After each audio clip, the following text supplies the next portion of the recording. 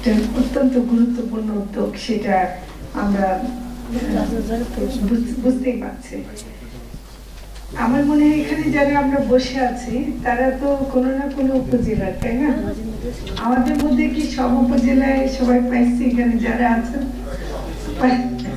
পেয়েছেন তো না? আজকে সব 115টা আমরা আজকে দেব, এবং মোট 466টি উপজেলায় যাচ্ছে। এবং যেটা আমি শুনে খুব খুশি হলাম যে পার্বত্য চট্টগ্রামেও 3টি উপজেলায় যাচ্ছে, যেটা খুব জরুরি ছিল, যেটা অনেক সময় বাদ পড়ে যায়।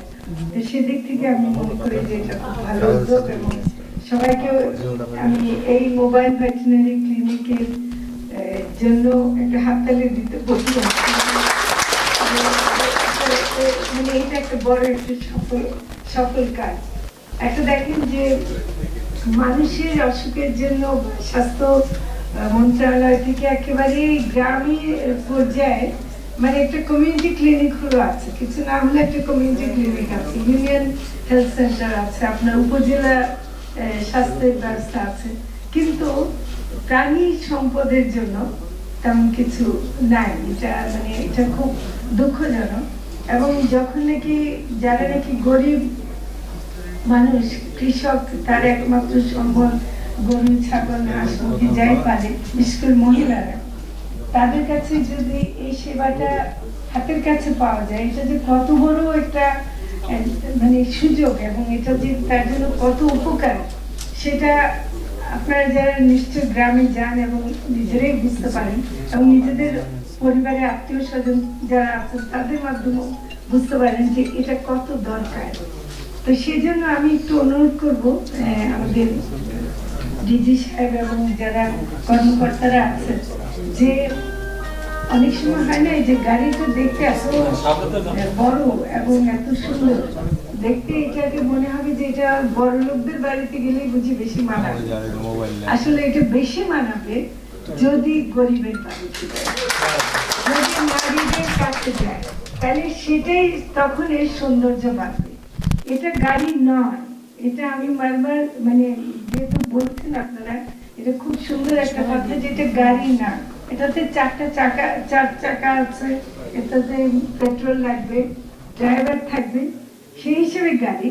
কিন্তু এই গাড়ি চলবে না যদি এর মধ্যে ডাক্তার না থাকে, যদি এর মধ্যে ওষুধ না থাকে, যদি এর মধ্যে মেশিন না থাকে, যেগুলো দরকার।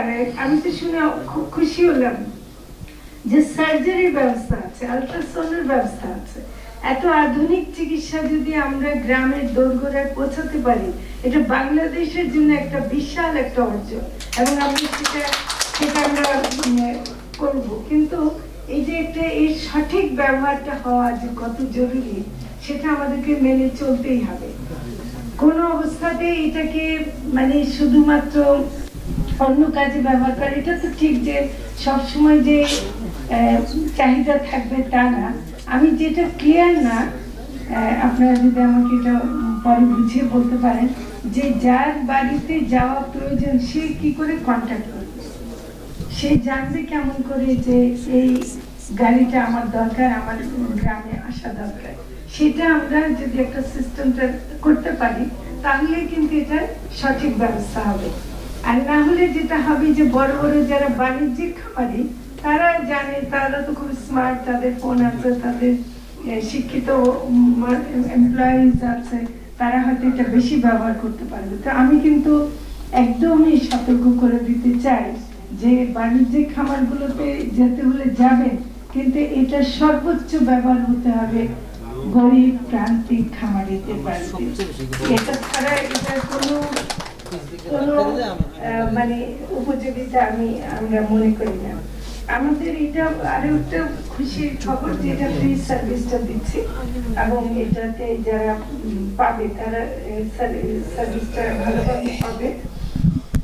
এটা আমাদের পরিষ্কার, যেটা কথাও বলেছেন যে আমরা নিরাপদ খাদ্যের কথা বলি, কিন্তু ধরেন অসুস্থ গরুকে তাড়াতাড়ি বাজারে এনে বিক্রি করে দিয়ে সেটা জবাই করলে তো আসলে অসুস্থ গরুই খাওয়া হলো।